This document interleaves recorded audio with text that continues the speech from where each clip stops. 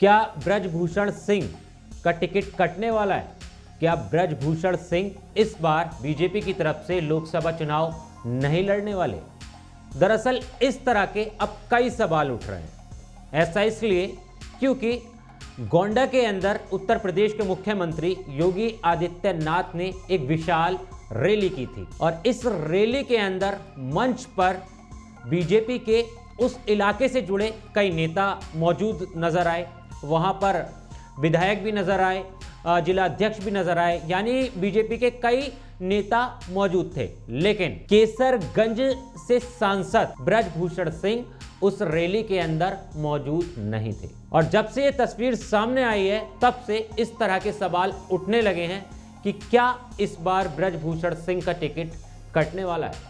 दरअसल मैं आपको जानकारी के लिए बता देता हूं कि ब्रजभूषण सिंह जो हैं वो केसरगंज से बीजेपी की तरफ से सांसद हैं और एक बार नहीं, बीजेपी की तरफ से 5 बार से सांसद हैं और उस क्षेत्र में उनका काफी ज्यादा दबदबा है। यानी अब तक वो 6 बार सांसद रह चुके हैं, जिसमें एक बार समाजवादी पार्टी की तरफ से, वहीं 5 बार अब तक बीजेपी की तरफ से।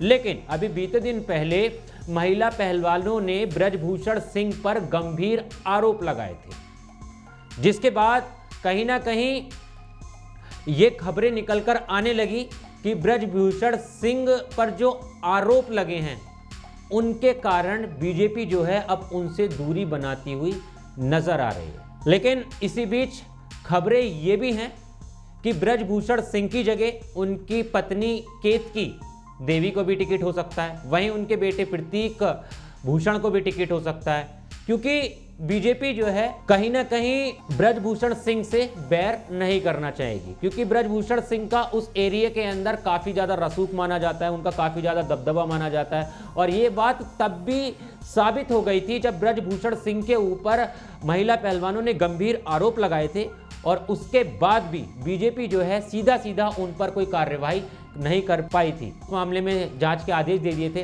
खैर, लेकिन अब खबर यह है कि ब्रजभूषण सिंह जो है इस बार समाजवादी पार्टी की तरफ भी जा सकते हैं। दरअसल अखिलेश यादव ने सीधा सीधा उनका पार्टी में स्वागत भी किया है कि खबर जब आई थी कि ब्रजभूषण सिंह जो है वो सपा की तरफ से इस बार लोकसभा चुनाव लड़ सकते हैं, तो अखिलेश ने भी इसमें कहीं ना कहीं सहमति बनाते हुए नजर आए थे। उनका एक इस तरीके का बयान आया था। और खबर यह भी है कि केसरगंज सीट से अवध ओझा भी चुनाव लड़ सकते हैं। दरअसल देखिए, अभी लोकसभा चुनाव में उत्तर प्रदेश के अंदर 51 सीटों पर जो है बीजेपी ने अपने उम्मीदवार जो हैं वो उतार दिए हैं, यानी अपने प्रत्याशियों की घोषणा कर दी है। वहीं जो है अब तक 23 जो सीटें हैं उन पर प्रत्याशी जो है वो नहीं उतारे गए हैं, यानी उन पर अभी मंथन चल रहा है और उसमें से एक सीट जो है वो केसरगंज भी है। और केसरगंज सीट से लगातार 5 बार सांसद बीजेपी की तरफ से रहने के बावजूद भी ब्रजभूषण सिंह का इस बार टिकट फाइनल नहीं हुआ है। और जिस तरह से योगी आदित्यनाथ ने चुनावी रैली करी गोंडा के अंदर, और गोंडा हो, बलरामपुर हो, इधर की साइड उन्होंने जाके दौरा किया, लेकिन इस जगह पर ब्रजभूषण सिंह नजर नहीं आए, तो फिर यही बात निकलकर सामने आ रही है कि कहीं ना कहीं ब्रजभूषण सिंह जो है इस बार बीजेपी से नाराज है या फिर बीजेपी उनसे दूरी बनाती हुई नजर आ रही है। लेकिन अब देखने वाली बात ये होगी कि केसरगंज सीट से बीजेपी जो है वो किसे मैदान में उतारती है। क्या ब्रजभूषण सिंह पर ही वो दाव खेलेगी या फिर इस बार कोई नया चेहरा जो है वो देखने को मिलेगा। लेकिन इस पूरे मामले पर आपकी क्या राय है, एक बार हमें कमेंट करके जरूर बताना। देश और दुनिया की तमाम खबरों के लिए आर्या न्यूज़ को भी फॉलो कर लेना। मिलता हूं आपसे किसी और वीडियो में। जय हिंद।